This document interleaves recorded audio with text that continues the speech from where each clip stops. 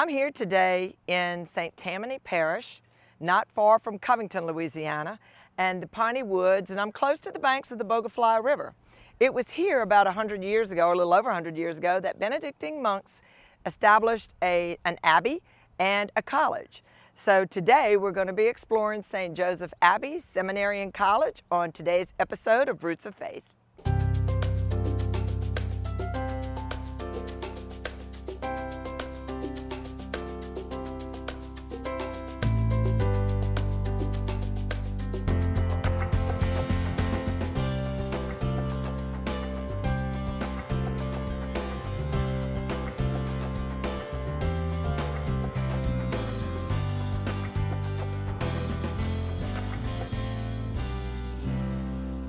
Welcome. I'm Renee Richard, and I have as my guest today Abbot Justin Brown. We are here at St. Joseph Abbey, Seminary and College. And, Abbot Justin, explain the word abbot, what that actually means.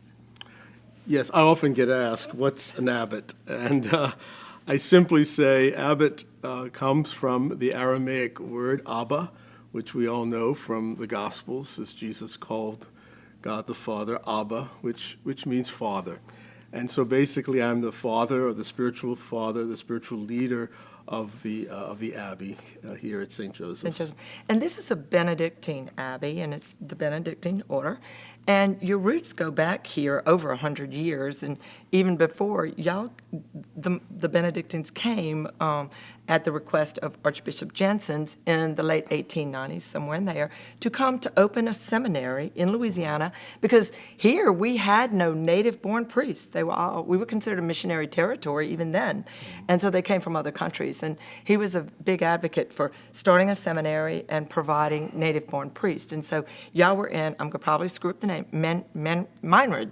That's correct, yes. That's Meinrad, correct. Indiana. That's right. And he requested y'all to come here. And originally you went a little closer to Ponchatoula. That's right. And then eventually, around the turn of the 20th century, settled here on these grounds, right? Y'all have been here ever since. So tell us a little bit about what a Benedictine monastery is. Well, while our roots here in Louisiana go back to the late 1890s, our roots as members of the Benedictine order go back 1,500 years and more to a place in Italy called Monte Cassino, where St. Benedict, our founder, began a monastery in the 6th century. And a monastery was basically a community of men, or it could be a community of women who live together, following a rule of life, living a daily life that's ordered primarily around prayer, and along with a work that helps to support the monastery. So Benedictines often talk about the motto of ora et labora, prayer and work. That's basically our life. And that was started by St. Benedict, as we said, centuries ago, and it's been a very long and very rich history in the church of monasticism. But here, yes, since 1889, monks arrived on the Natalbany River in Ponchatoula, near Ponchatoula, to begin an abbey and seminary in Louisiana at the bequest of Archbishop Jansen, who had this very novel idea at the time to train and form and educate young native Louisianians and also from Mississippi and nearby states for the priesthood. And we have been doing that ever since. Yes, and reading the website, preparing for this is the largest seminary, is it not, in the United States here? That's correct. This is the largest college seminary, and what we call a freestanding seminary. Everything is contained here in one place, as opposed to a seminary that might be housed on a university campus. Mm-hmm. So yes, we are the largest. Our enrollment has, for the last 5-6 years, been growing and holding its own, and which is a sign of encouragement and hope. We have not only the numbers of men, but we have very high quality of men very fine young men studying That's for the awesome, priesthood. yes. And I was also reading, too, that it is, you were talking about Jansen's in Mississippi, Louisiana, but it's the whole Gulf Coast region, right? That's correct. 21 Yeah, that's correct. archdioceses and dioceses Yeah. that are represented on these grounds. And you were talking about it being self-contained. Y'all are large, right? It's 1,000, I don't know how many acres. Right, but we have This is a 1,100 large, beautiful acres. campus, Yeah, right. kind of isolated north of Covington in St. Benedict. So it's very serene here, which contributes to the work here with the monks and for education purposes here. Correct. Yeah, I think the setting here in St. Tammany Parish on another river, on the Bogafalai River, which got a lot of attention in 2016 when it flooded. Correct. But by the way, we've done remarkably well, thanks to the grace of God and many generous people in our recovery here at the Abbey from the flood. But the setting, we often hear from people the minute they cross our bridge, they feel a sense of peace and spiritual connection. And it's always had that reputation here. And a lot of it is the fact that it is this beautiful spot of 1,100 acres. It is slightly remote, but not as remote as it used to be. We are 5 minutes away from McDonald's, so it's pretty much in the midst of a growing suburb. But we are still blessed to have this treasure of acreage and peaceful surroundings. But I think the other part of the spiritual connection that people feel is that for over 100 years on this location, monks have been praying day in and day out, every day of the week. We don't take a holiday from prayer. So the divine office and Mass is celebrated every day here since they arrived on this property in 1903 or 1902. So I always like to remind myself that that's a living tradition of prayer that has been going on in this place. And so when the seminarians come in here to the seminary, they find this community here. When they leave for the holidays and they come back, we're still here, and we've never left and never will. So I think that's part of the spiritual connection as well. We were talking here about the seminary, the college and seminary, and about how broad of a base you have. You were even telling me you have someone here from South America. So tell us a little bit about their day and what draws them here and what makes it special here. Sure. Well, our men come from throughout the Gulf South, with over half of them coming from other states, primarily from Texas. Oh, wow. So, of course, Texas is a big state, and there are many dioceses in Texas. So these men are sponsored by a particular diocese, and that diocese chooses to send them here to the seminary college. And I would say they choose to send them here because the seminary college has a very good reputation for being a very strong seminary, not only academically, but in what is known as formation, and that is the preparation spiritually and emotionally and pastorally for the priesthood. And Father Gregory, our rector-president, who's been rector-president for 20 years, very experienced and very good at leading the formation program, has put a lot of emphasis on that area of formation. And one interesting area of formation here, and in all seminaries, is called human formation. And that is, helping these young men to develop as young men. And in particular with an emphasis on them becoming priests. So in growing in relational skills and the ability to interact with others and work together with others. And so one of the projects that they recently had to really bring the seminarians together and to work together was the building of the bonfire, which is an annual event. So that event just recently brought them all together to create this huge bonfire that's part of a follow-up of a football game between our seminary and Notre Dame.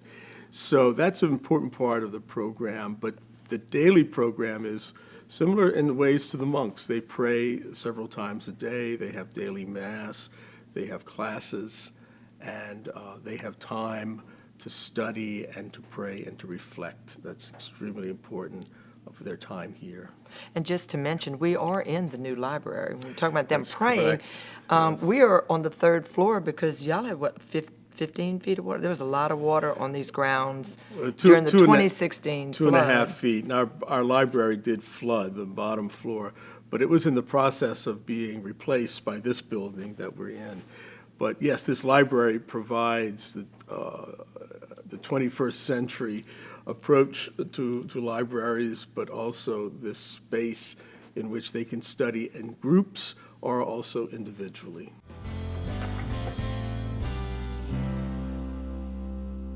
We were just talking about the seminary and it being, a ministry of what the Benedictine monks have here. But there's also your retreat center that has been here, I think, from the 1960s, you were just telling me, but that has been, renovated or fixed up. So tell us about that, because that's a big part of the ministry here. That's correct.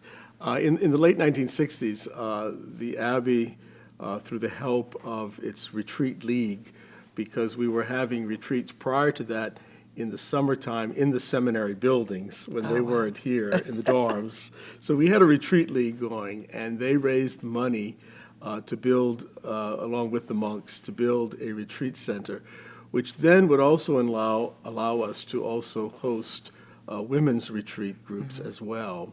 So that program at the Abbey Christian Life Center has been around for over 50 years, and it's always been a very successful program. People love to come to the Abbey and feel a connection to the Abbey, similar to the connection that the seminarians feel after they leave the seminary. They always, many of them enjoy coming back. Well, our retreatants do that too. We have the same group that come back over the years very faithfully. And recently, we did renovate it following the flood, and we were able to expand the size of our rooms and provide a wonderful room and accommodations for couples. Right. I saw that on the as well as website. for individuals, but for couples now, it's really very nice.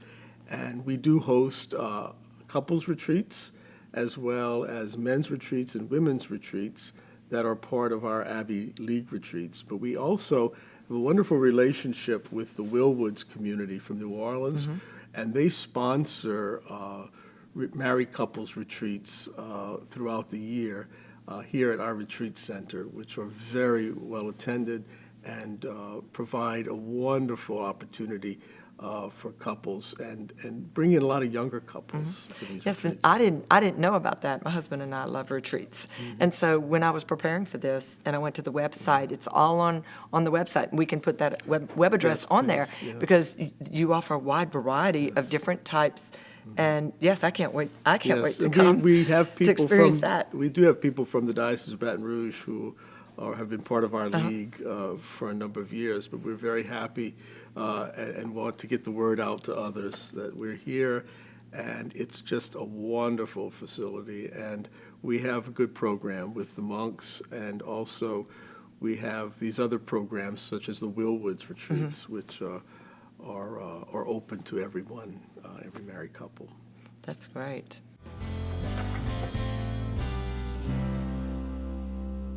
With your two main ministries, being the seminary and then the retreat center, and this being a monastery and trying to self-support itself, there's a lot with the work that y'all do in this community here, correct? And I'm familiar with quite a few. Yeah, Can't that's wait to right. visit the gift shop for that Yeah, soap. that's right. That's one of them. So, yes. That's correct. Since our major apostolate or ministry is the seminary college as well also as the Christian Life Center, these are ministries, and Right. so they do not produce income. If anybody knows about running a Catholic school, it's Right. it's just not. It requires Something else. something else to help sustain it. So we at the Abbey over the years have begun to establish what I would call either little small industries or maybe little operations that help us bring in some income, that help us to sustain the operations here of the Abbey. And over the years, those have grown. The first one we began was the Pennies for Bread in the Abbey, which is both. It's a mission because we are providing bread for the homeless and for the poor in the metropolitan area here. But it also brings in a donation of money as well to the Abbey. That's why it's called Pennies for Bread and the Abbey. So that's been a help. Then we expanded our cemetery because there was at the time, no Catholic cemetery in the North Shore, and people were requesting I plots. wasn't even aware of that. Yeah. So that has helped us, and we're presently about to build our first columbarium or niches for cremation, which we have plans for many others following into the future. And then after Hurricane Katrina in 2005, we pretty much lost our forest, which does provide some timber sales throughout the year. And that's when we started looking into the possibility of building simple caskets that the monks have been building here for 100 years. Right. I was about to say, I know that goes back many years prior before Katrina. So, but we didn't have a place to do it or the right industry ready to create it. And so as time went on, by about 2010, about 5 years later, we had a place which was the old cafeteria of Camp Abbey, which we had recently closed because of Katrina and because of the needs that it needed to be repaired, and we just didn't have the money at the time. So we had a place, and then we also had someone come to me and said, "I'd like to work with you on doing that." Awesome. He was a carpenter, master carpenter. And our monks who were making caskets were getting older and really not able to do it on that scale. Level, yeah. So that started our Abbey Caskets, which has grown over the years. I was about to say, I know that has grown because you hear about that, you read That's about correct. that. You know? Yeah, we have been able to market the caskets through just people seeing them when they go to a funeral, and someone has one and they say to their children or whoever, their spouse, "That's what I want when I die." So it has been a tremendous help to us here at the Abbey to support our ministries. Then we also have a gift shop, which does very well. Yes. Especially now that our retreat center is open and all the visitors who come here. And we also started a few years ago making soap. And that is expanding now that it's going to have its own little factory. Oh, wow. And that is a growing operation. We have honey. We have about 70 beehives. And we're soon hopefully being able to produce honey that will be able to be kept up in our retreat house for the whole year. And that's also helping to sustain us with its contributions, but also it's a wonderful way of helping to sustain the environment. I was about to say, by 'cause encouraging bees. Right, Yeah. because they're endangered. I mean, And I have to say, the bees are the most popular thing here. I thought it was the monks and the seminarians, but it's the bees. Attraction to the bees. After the flood, I got more emails and inquiry about how are the bees. Oh, goodness. So anyway, that's fine. I love the bees too. So we have that's a growing operation. So I have a Very question. I mean, like, are you making enough that you're selling it at the gift shop? We do, yes, Oh. but we don't have it all year round. So Okay. like right now, we've sort of run out.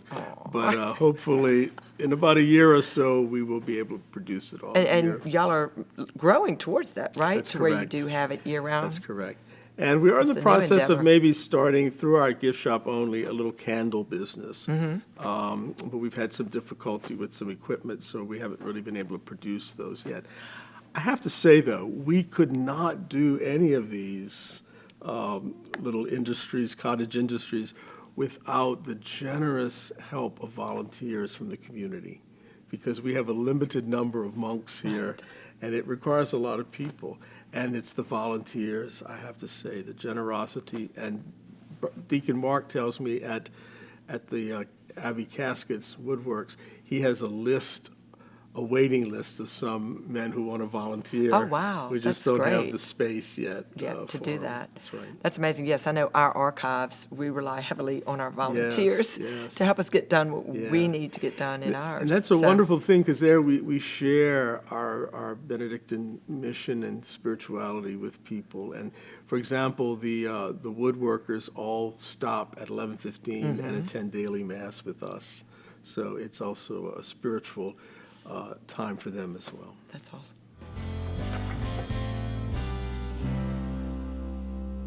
When we take breaks sometimes, I learn new things, and one of the things we didn't talk about that I want to make sure we talk about is the youth here, which I'll do for the youth.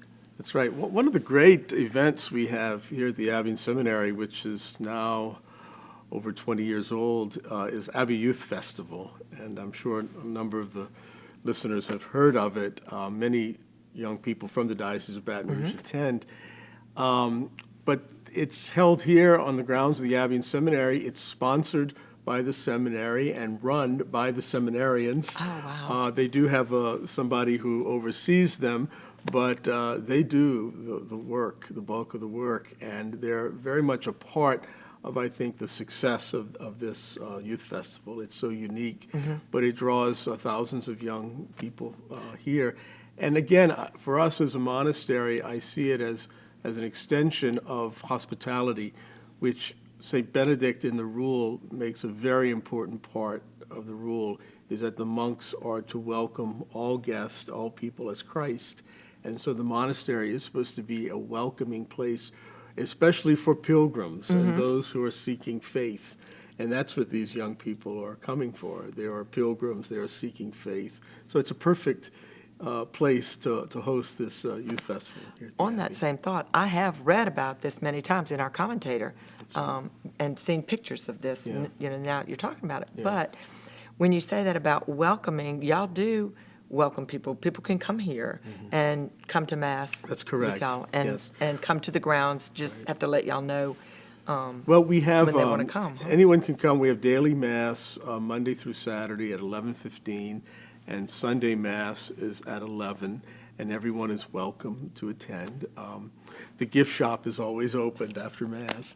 But also, if a group wants to come, they contact the Abbey and Seminary, and we have someone who schedules groups and schedules a tour for that group. We don't give tours to individuals, but we do to groups. To groups. Have that. So, yeah. One of the things we were talking about earlier, and I didn't want to interrupt you at the time, but when we were talking about the caskets, Bishop Ott, his casket came from That's here, did it correct. not? And That's correct. you were saying that kind of Yeah. gave y'all a lot Yeah. of publicity at Yeah. that time. Yeah, Bishop Ott was an alumnus of the seminary and a very dear friend of the Abbey and Seminary throughout his life. Particularly as a bishop, he was a member of our board of trustees and extremely supportive. So when he died, there was a request. I think he had made that request that he be buried in one of our caskets. And that really is what began the public interest in the simple Abbey caskets that we make when they saw Bishop Ott's at his funeral, and it was televised.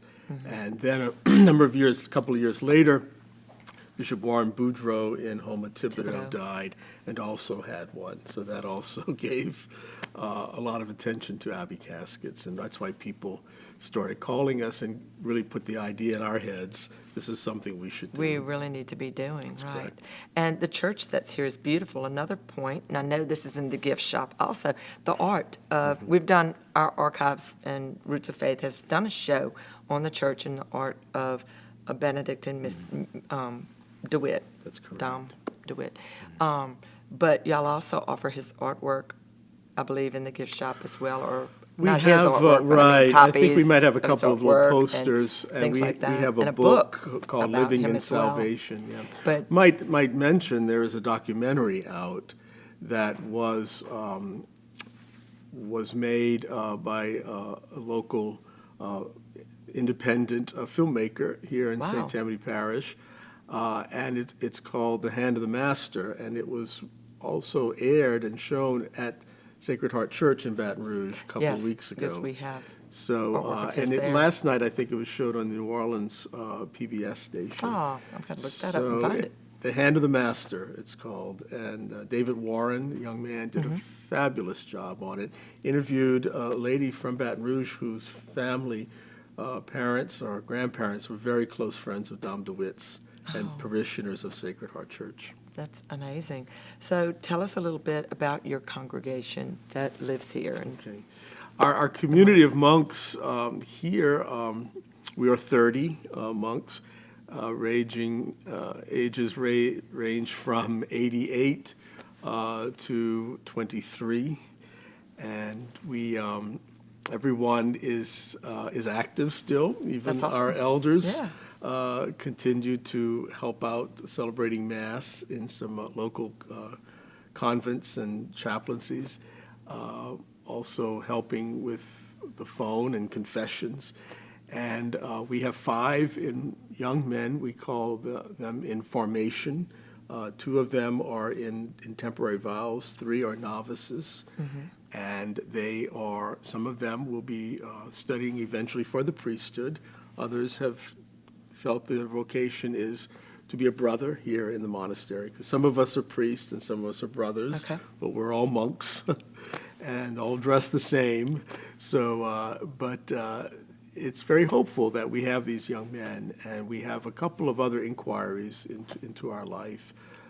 Today, of course, vocations in general, are needed in the church everywhere, and certainly we pray and encourage and hope that young men will see this way of life as something that God is calling them to, because it's very unique and very special, and it is a special call.